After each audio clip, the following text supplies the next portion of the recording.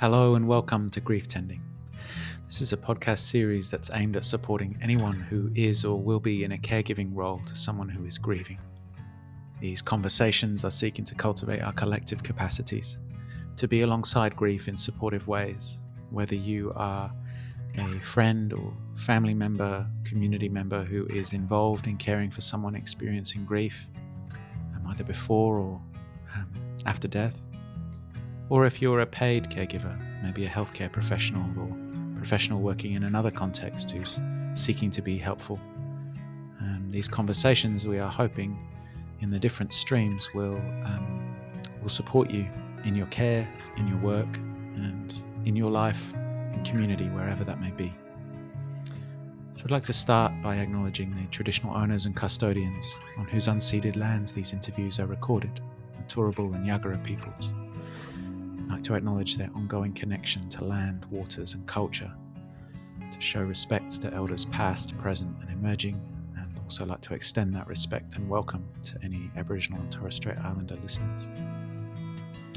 So today's episode sits within the community stream of our series and is called On Making Space Before Making Sense, Supporting Grief as an Unfolding Process. Our guest for this episode is Dr. Greg Roberts. Greg is a Doctor of Philosophy, an accredited counsellor and social worker, who since 2001 has been working almost exclusively with grief, bereavement and trauma. Prior to this, he worked in acute and community mental health settings, which focused on older adults, men's health and people living with disabilities.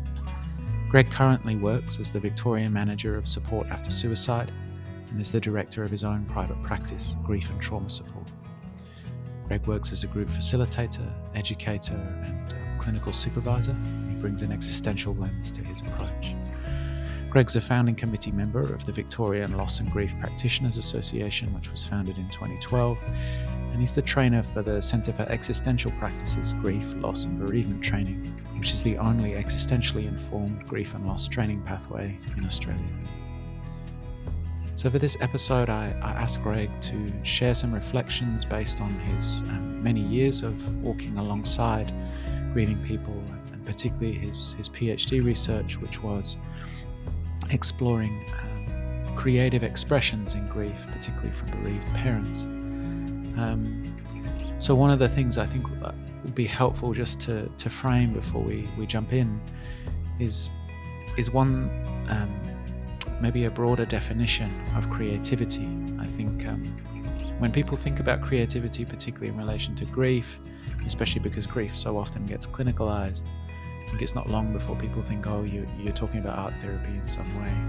And art therapy is wonderful and a really excellent way of supporting people in a range of contexts. But here we're talking about something further upstream from that. You might even put it in the context of creative ways of thinking, creative ways of acting or being. So creativity being understood as a form of expression which has some imagination or a bit more expansion to the ways we might normally go along in regular routines or patterns. So Greg will talk about that in his own words, but I found that really helpful way of broadening out this expression of creativity. We're not only talking about the making of a thing or visual art. Another thing I think that came up and quickly led us into the territory of running out of words was this idea of our relationship to the thing that we sometimes variously name as a gut instinct or a deep feeling or intuition, something of this nature, and the relationship to this part of ourselves in grief. And I think this is seemed to sit at the core, be a core thread of our conversation, and how important it can be to support people in grief, in being in relationship to or listening to that part of themselves. Now, this is something that's quite subtle and nuanced. That's like not a question you would ask somebody. It was a process that you might be attentive to. So the way that Greg will talk about this is in relation to people maybe doing or exploring or wanting to go to places, do things that they might not normally have done before they were aware of grief. It might be grief that they're living with in their own illness or diagnosis within the family, or it might be grief in bereavement after someone has died. During those times, there can be a really valuable role for friends and family and community members, as well as volunteers and professional caregivers, to support people in being alongside a process which might still be unfolding. So people not really necessarily having a sense of why they might take up a new hobby or want to go to a particular place, but something, and this sounds far too simple to say these 3 words to sum it up, but it really is something like trust the process. So we talk about what it might look like to trust grief as a process that is unfolding, that isn't understood, further back, before we have come to a thing. That's not a very well put way of saying that. And yet that's something that I think we touched on in the episode as well, that there is a place at which we start to run out of concrete words or definitions for this type of process we're describing. But my hope would be that by the end of the conversation, you might actually have a felt sense of that. Because one of the things we talk about is the way in which, because grief research and academia has been changing over time, but has often placed grief, in a lot to do with mental capacities and a lot to do with our thoughts and then our feelings, or our thoughts about our feelings and how we interpret those. And so this conversation was seeking to not create an either or, but to seek to expand that and recognize that people's bodies, people's felt sense, people's gut instincts, for example, can play a really valuable role in guiding them in grief, and that we may be able to offer really valuable support by trusting them and trusting the process of grief, and allowing that to somewhat lead the way. So I hope that this episode will offer something supportive and helpful to you. We'll also post links so you can reach out and get in contact with Greg, either to look at doing some of the trainings, or he's a private practice as well. So thank you for listening. We hope this episode is helpful to you. Hi, Greg. Thanks so much for joining us for this episode of Grief Tending. Hi, Alan. Thank you for having me along. It's good to be here. So I wanted to start today, by asking you to speak from, your extensive experience working alongside people experiencing grief and bereavement. So for well over 20 years, you've been specializing in this area in a range of contexts. Not only as a practitioner, but also as an educator, and your PhD research was exploring bereaved parents' experiences in the use of spontaneous creativity in the relationship with their child who had died. So I thought this would be an interesting place to start the relationship between creativity and grief. And I suppose that the way I was thinking about that, or considering it, like, so often still we hear people around someone who is grieving, or people in the nearby circles of care. There's so often an assumption that what grieving people need most is professional therapy, and usually talk-based therapy. And I was wondering about the ways in which this might minimize people's own capacities to explore, our inherent various aspects of expression within us. So could you start us off by sharing some reflections around the relationship between creativity and grief? Yeah, absolutely.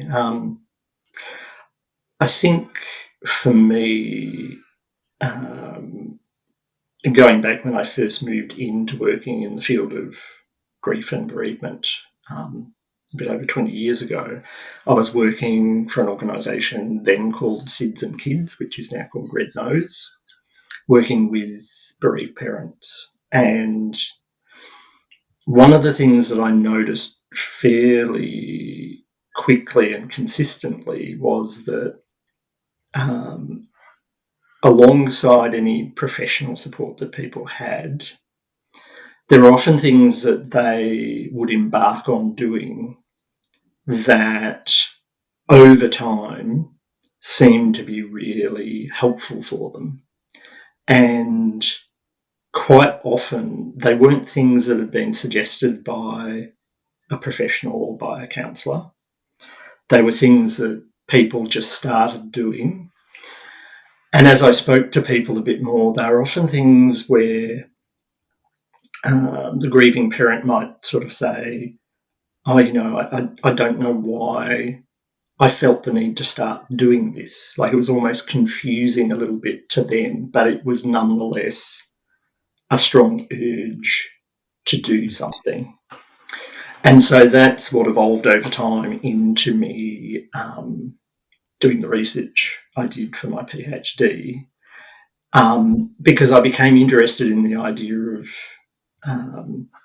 how does the community, but also health professionals, pay attention to that and allow people to find their own way, I guess. So I guess increasingly over time, I feel that all of us have a capacity within us to live with or find a way to live with what might be a devastating loss or a death that we experience. And that perhaps we don't always have to have professionals around us, but sometimes the community around us, but also having permission to follow what feels like the right thing or the right path for ourselves is really important, I think. So I've become quite passionate about that idea of how do we not interfere with someone's natural sort of process of trying to grapple with the grief. And that's not to say it's easy. It's often a bit messy and distressing and all of those things, but people still, I believe, sort of have a capacity to find what works for them or what's going to be something that allows them to live with this experience. Yeah, there's two things, particularly two threads in what you said that I wanted to bring together and kind of pass back to you.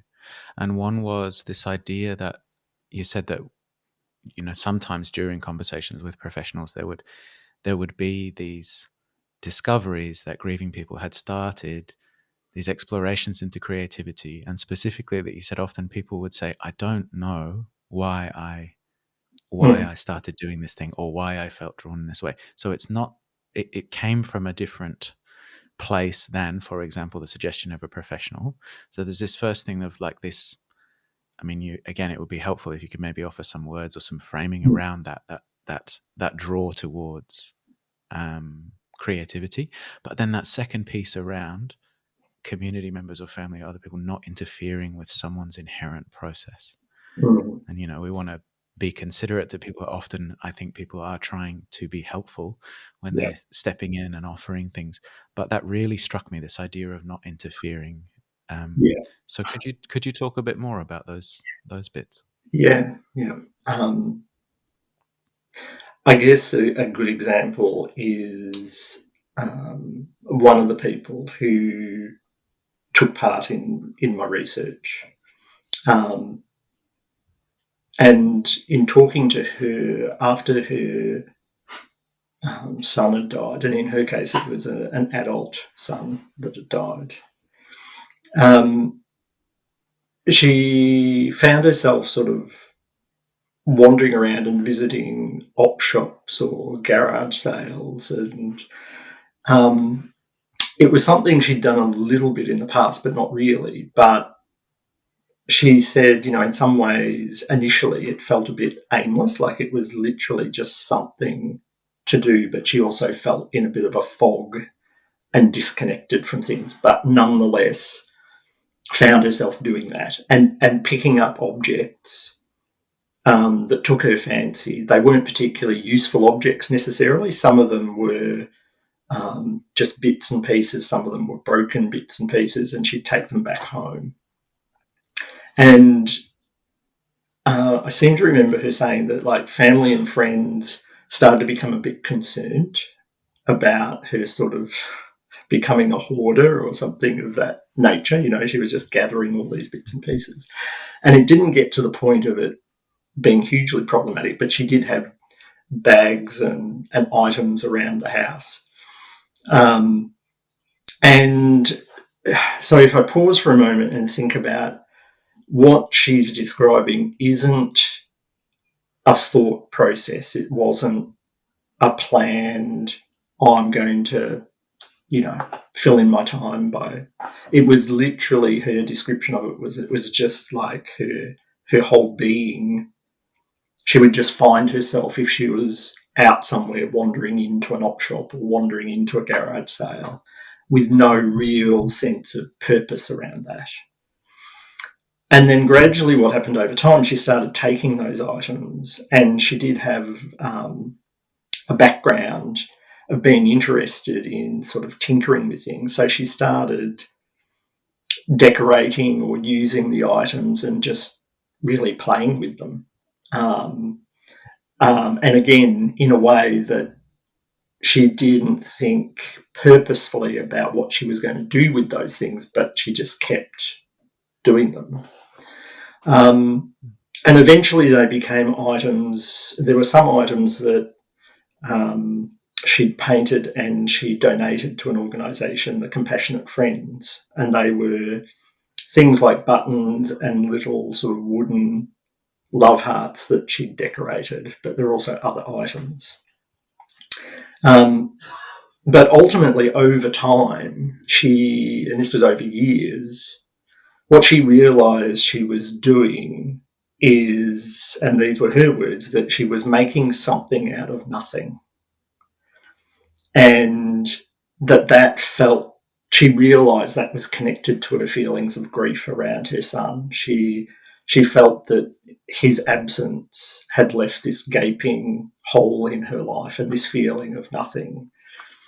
But over time, she also felt like that wasn't honouring him in the way she wanted to, and she wanted there to be something to come out of that nothing.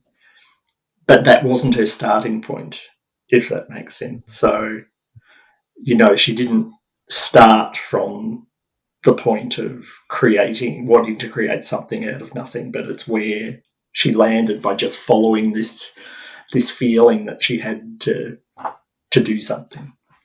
Yeah. Would intuition be something of that, or maybe a way that people might think about this? Yeah, I think so. I think I started there sort of thinking about intuition, and then I think over time I've learnt more that it's actually I'd describe it as a feeling or an instinct. Yeah. It moves into that territory. It's hard to describe sometimes for people. Right. A lot of people might say it's like a gut feeling. Um, Yes. Yes. It's a really common way. But sometimes people can't even give it a label.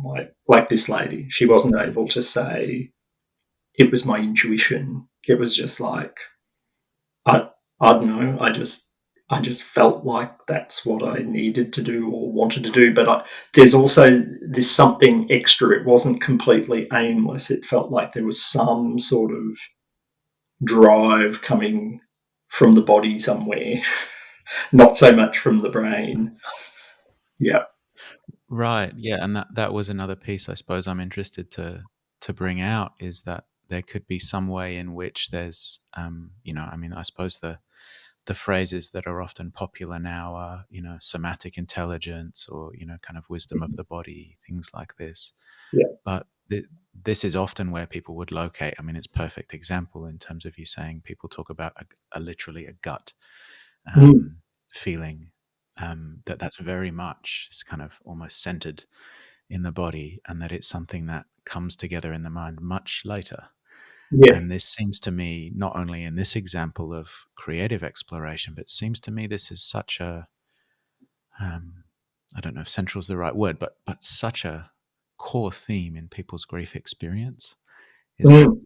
it's very conflicting, I think, in societies and cultures which place so much disproportional weight up here and Yeah, in making sense of.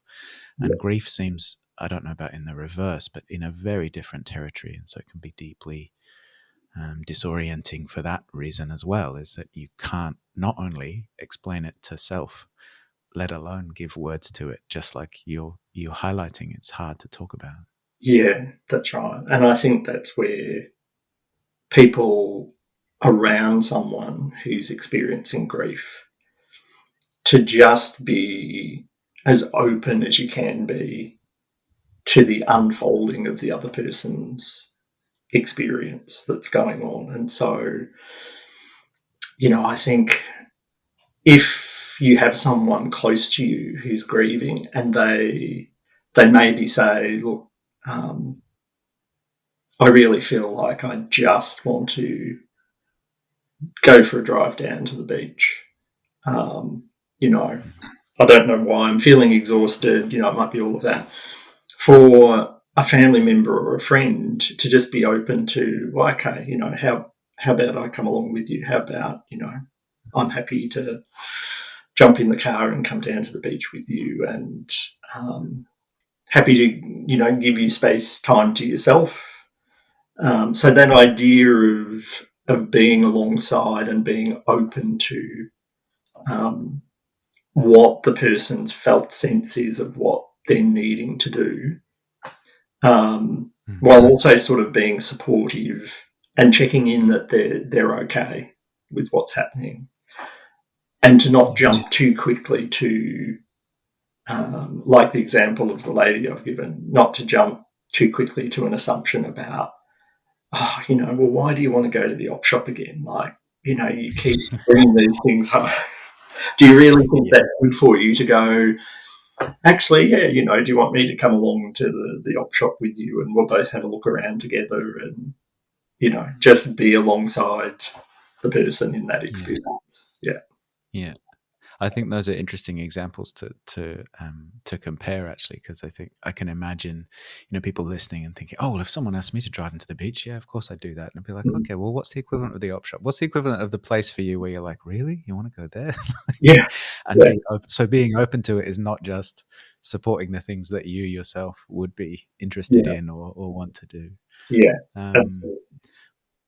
but I was also struck by this idea of, being open to supporting someone. And I heard you saying, being there with them, but also allowing maybe someone's space. Because it could be, for example, especially in early grief, someone might have this yearning to go somewhere like the beach, but the last thing they feel they could navigate would be maybe driving on the highway if they needed to do that to get Yeah. there, or using public transport and navigating all of those things. Yeah. So that there can be such kind of practical, grounded, practical things that people might, you know, be experiencing barriers to going to do something fairly simple, fairly, you know, every day, like going to be in nature, for example. But that Yeah. your role might not need to be walking next to them on the beach the entire time. It might actually be more helpful to say, "Would you like some space? I'll be at this cafe, or I'll be here, and I'll check in a little Yeah. while," to allow that person really some space to feel in with a safety net, you know, up Yeah. the road, sort of thing. Is it Yeah. something like this? Yeah. Absolutely. I guess as you're saying that, and as I'm sitting with this, a story from when I was working with the palliative care service comes to mind that has sort of stuck with me because it was just such a beautiful example of perhaps what we're talking about. Um, and I think interestingly sits within the idea of creativity. So part of my role was managing and coordinating a team of volunteers who would go out and spend time with people who were living with a terminal illness. And one of the volunteers was allocated to a gentleman who was in his 80s. He'd been a GP, quite an intellectual person. Um, and initially, when the volunteer visited and sort of offered that she was there to just perhaps do whatever he felt like he wanted to do, if he wanted to sit and chat, she was happy to do that. And So the first visit, they chatted about things, and it was okay, but it was a bit uncertain. But the second visit, about halfway through, he said, what I'd really like to do is I can't walk on the beach, but just to get down to the beach, could we drive and just sit at the beach? And so the volunteer said, sure. And so the next time they got in the car, and as they got in the car, the volunteer just simply said, do you have any sort of favourite music? Because her CD was in the car. And she said, look, I can turn it down. And he said, no, actually, I love music. And it opened up a conversation about his love of Gilbert and Sullivan musicals. And so she said, oh, well, what about next time? Bring along some of your CDs and we'll just listen. Because he was someone who was saying, I'm really sorry, but I don't often feel like talking a lot. Mm. And so what became a bit of a ritual was through these conversations, they would drive to the beach playing Gilbert and Sullivan in silence, and he would just sort of sit, and she said you could see him taking it in. And then on one occasion, as they were heading back home, he said, I would love a Magnum ice cream. So they pulled into a shop, bought a Magnum ice cream. And so eventually the ritual, which I would say he actually directed slowly, was a drive to the beach, listening to Gilbert and Sullivan, actually sitting at the beach with Gilbert and Sullivan playing and eating a Magnum ice cream without lots of conversation. And not long before he died, and he had to go into a palliative care unit, he got a message to me because the volunteer had car problems and couldn't get in to visit him.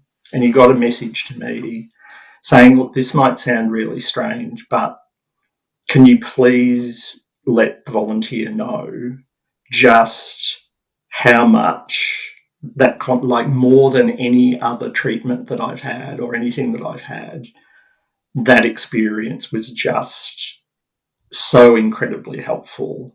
And I feel such a deep love for that person in offering that to me at this time.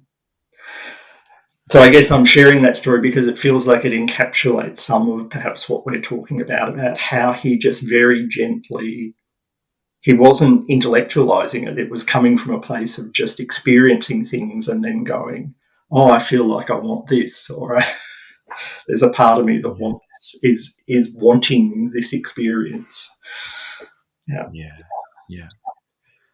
Yeah, thank you so much for sharing that. And it really does reflect this idea, whether you're family, friend, or in this case volunteer.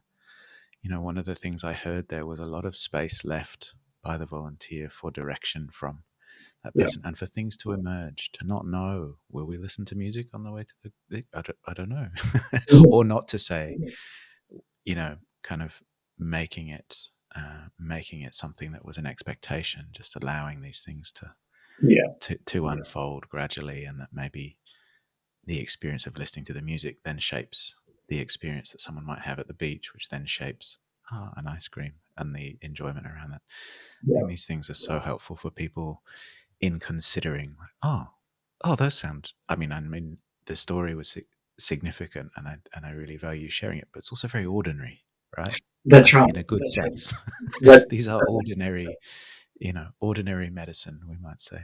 That's right. And that's why, hearing about that experience, like it always touched me because it is at one level very ordinary, but it was also, I think from a grief perspective, with grief, part of learning to live with it is both being able to sit with the sadness of what's gone, but to also experience that life can still be lived. And I think, again, that example sort of illustrates that he was someone that was feeling quite deep grief about what was happening with his life and how his life was coming to an end.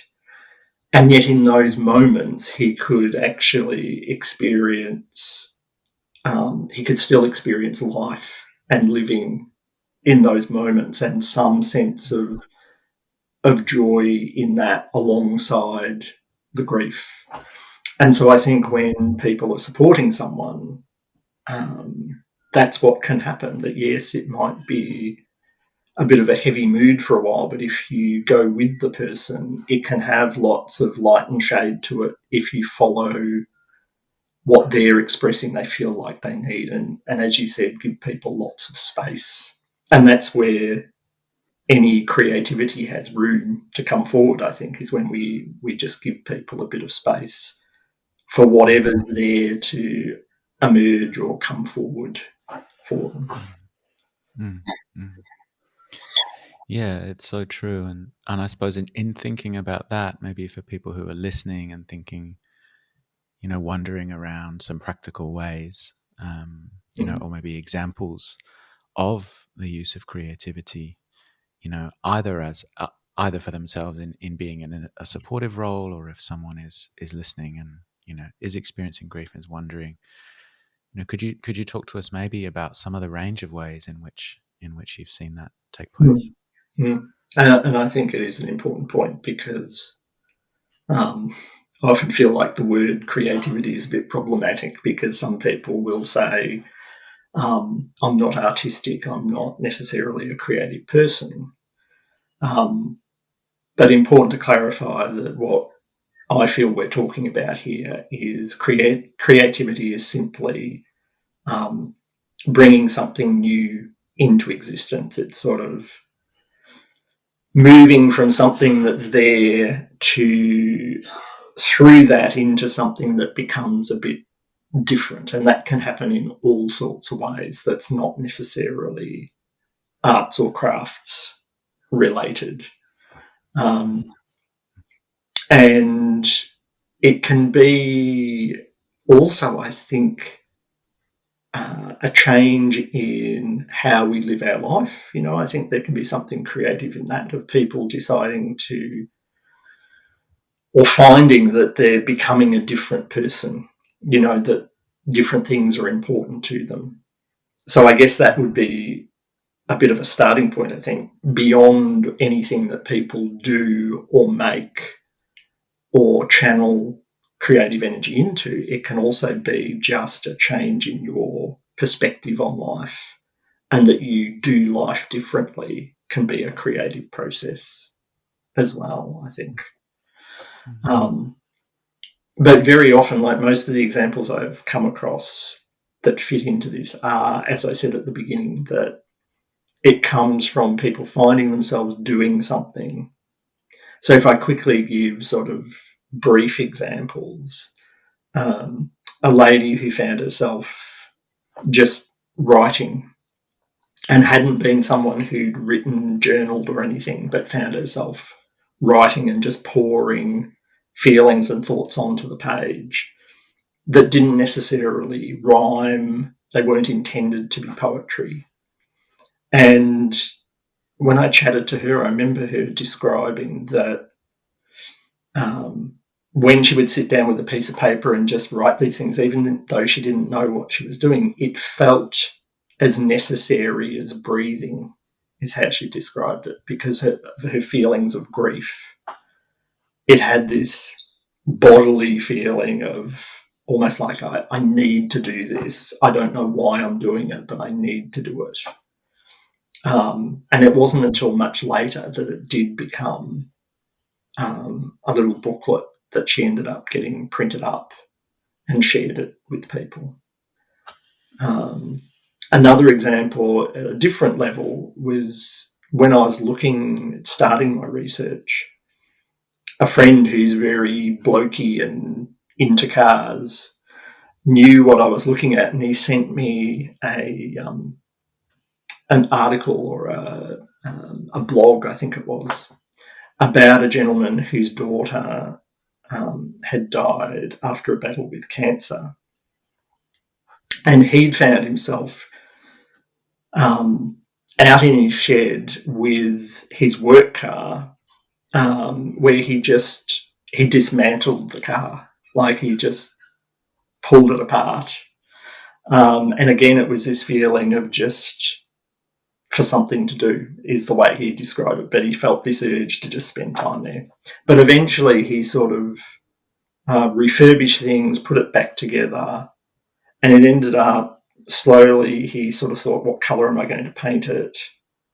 He decided on the colour, then realised the colour was his daughter's favourite colour. And the car that he rebuilt as his work car became this expression of his love for his daughter. And then there were all these people responding to his blog. So the community was responding to what he was doing and sort of finding how lovely it was and supporting him. And, but early on, again, it would have been very easy for someone to go, mate, what are you doing pulling your car apart? Like, it's in pieces on the garage floor. What are you doing?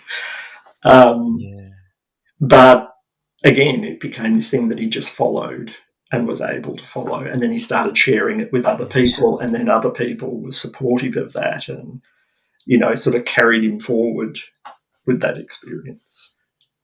Yeah.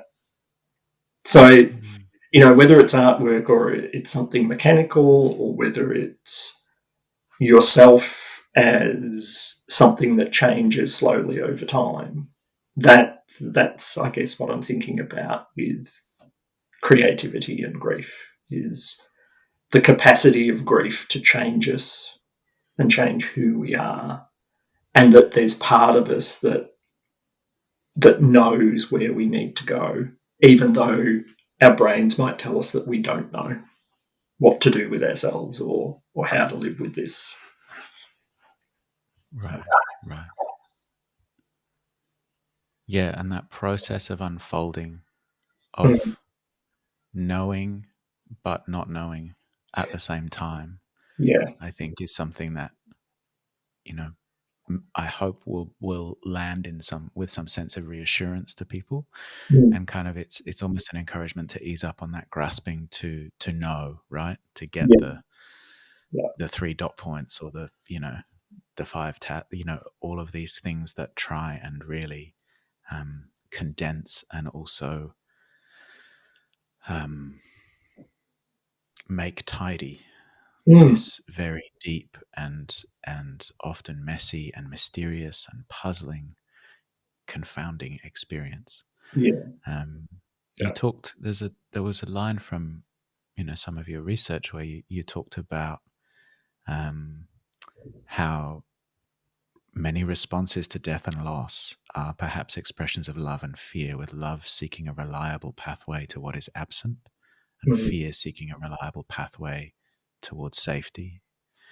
And that was strongly coming up for me when you were talking about both of those creative projects where somebody started doing something without any sense of what this end.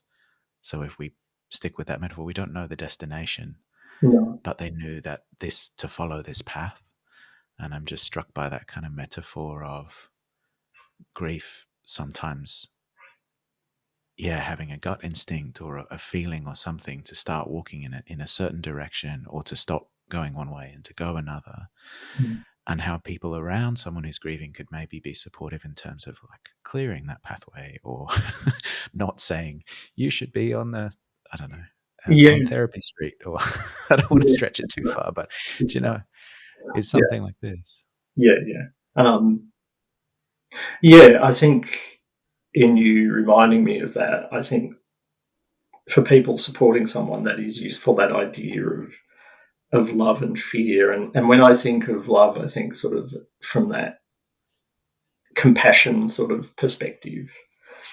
And so if you're grieving yourself, to recognize moments where it feels more fearful and a bit more, from my own personal experience even, when it can feel quite panicky and fearful, that would be a time where you do perhaps keep yourself safe, do what you need to do to stay as safe and as comforted as possible. And if there are people around you, for those people to pick up that this is a more fearful, panicky sort of distressing, anxious experience the person's having. To not necessarily push them to be doing something, but more to just sort of be with them and create a bit of safety for the person around that. But if the person is strongly expressing this need to do something or behave in a particular way or go out in the world in a particular way, but it's not coming from that fearful place, you'll be able to pick it up, I think, when it's coming from a place of love or connectedness. And then it's having people around you who can be compassionate and go, okay, I can see this feels really important to you. Let's look at how I can support you to do that. Even if you're feeling like I don't understand why the person wants to do this. But as long as it's not coming from a place where it feels anxious or panicky or full of fear, then that's perhaps a strong indicator to follow it, to let it unfold, I think. Yeah. I know one of the quotes that I came across when I was studying that I still really love and share with people is that grief is love looking for a place to land, that the connection that you had to the person who's died or the life that you once had, the love or connection for that, even when that's gone, that love is still within you and it's looking for somewhere to be placed in the world in some form. And I think that's often what can drive these feelings of there's something I feel like I need to do. I'm not sure why, but it's that feeling of connection or love that's perhaps coming through in some way.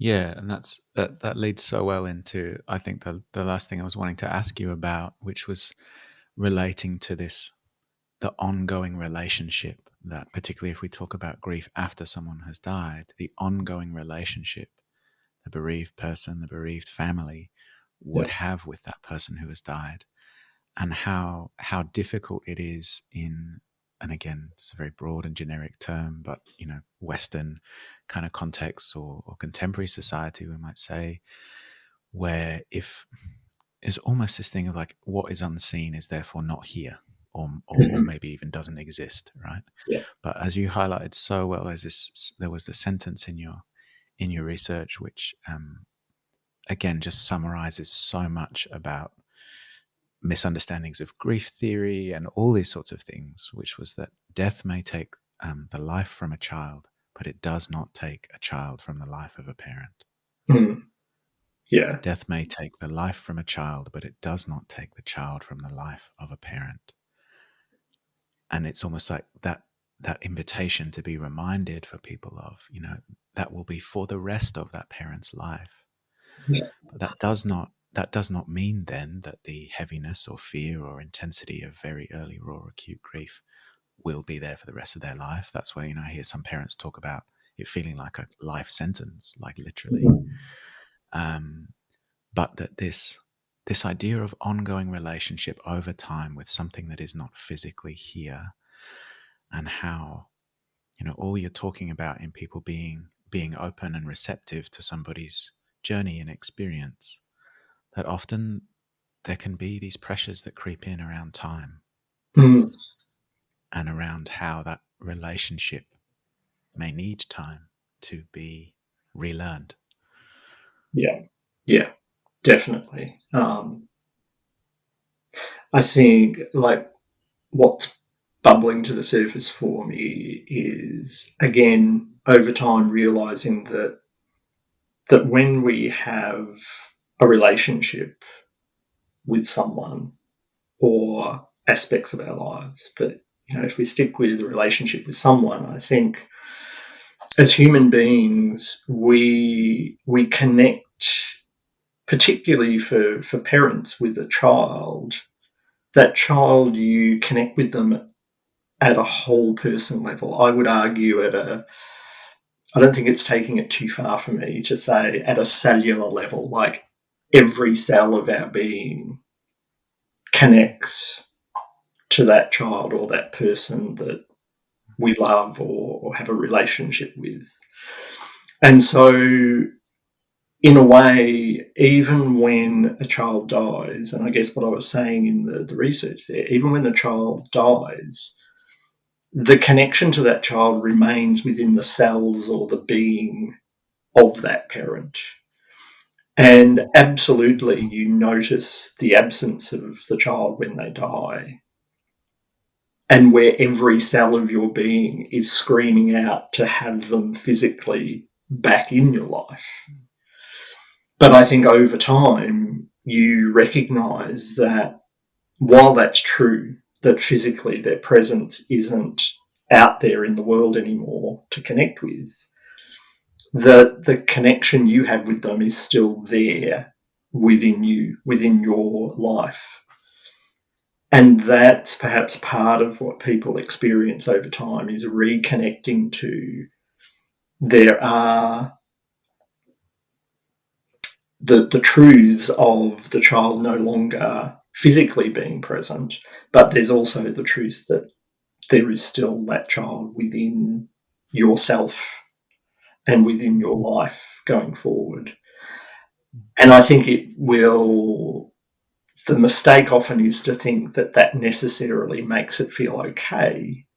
Whereas I think that's not true. The life sentence that people talk about is, for the rest of your days, you will miss the physical presence of the person who's no longer there. But you can also still feel the presence of that person within yourself and in a different way. And so both are true. And that's partly being able to sort of live with the grief.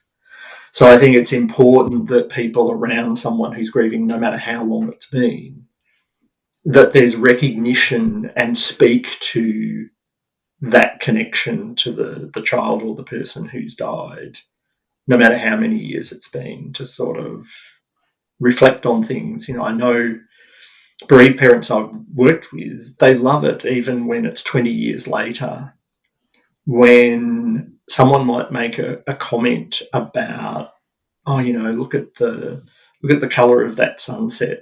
That colour was so and so's favourite colour, and it makes me think of them.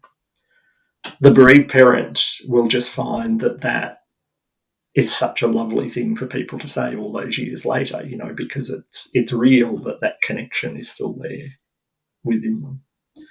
But it's not an easy thing. Like, it's a grappling to sort of recognise that. And I think as a society we have slowly changed, but it is out there, that this idea that because something's now gone or a person's died, that you have to move on.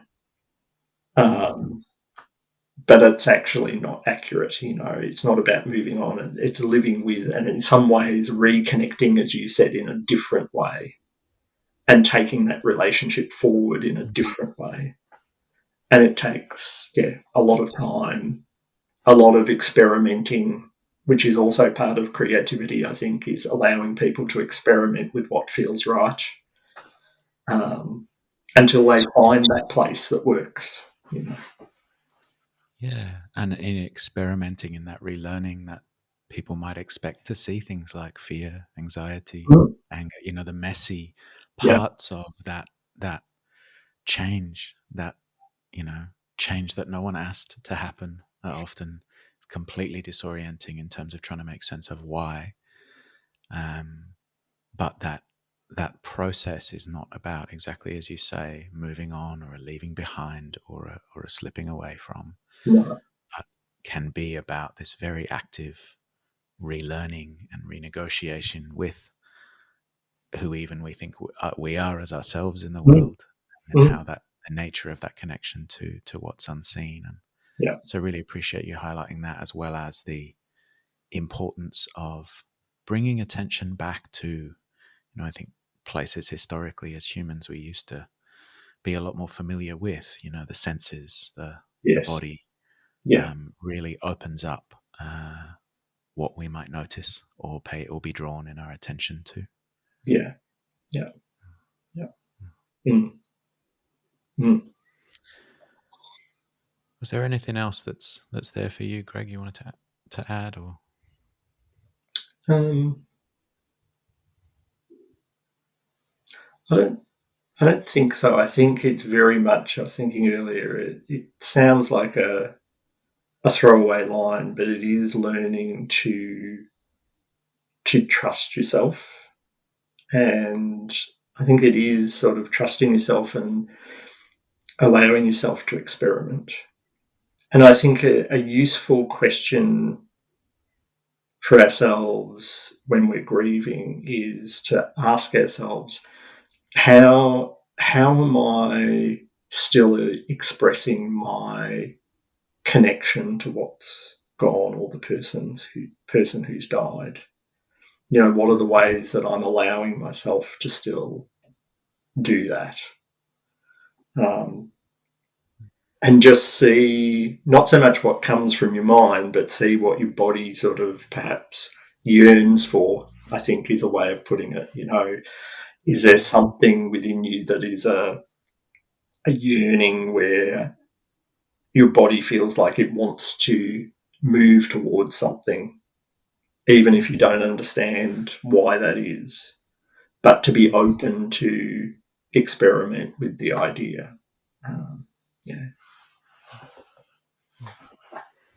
Open to experimenting with yearning, Mm.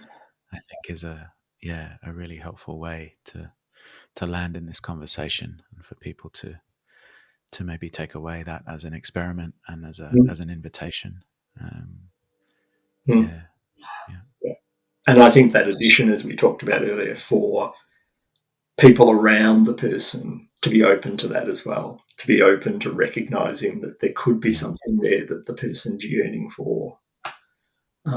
Support them if you can in what they're yearning for. Right, Yeah. right. Yeah, yeah, yeah. Whether they want to take the car apart, start writing poems, or Mm. start going to places that they don't usually go to. Yeah. Yeah, Yeah. Yeah. yeah, yeah, yeah. Thank you so much again for your time, Greg. I really value your insights and sharing, particularly from that perspective of someone who's worked so long in a professional capacity alongside people who are experiencing very painful, raw, and acute grief and bereavement. I kind of was thinking of this conversation as a way for, it's kind of not quite behind the scenes, but a way for people who might be wondering, well, what is it that that someone who's spent so long, what would they recommend? What would their kind of thoughts be on practical ways of supporting? And I really feel like this conversation has landed a number of those for people. So our hope is that this series will be able to reach people in practical ways. So thank you so much for your contribution to that. Yeah. Thank you very much, and thank you for running the podcast. I think it's a great thing, and yeah, great opportunity to just sit and share my thoughts and experiences. I hope they're helpful. Thank you so much. Thank you.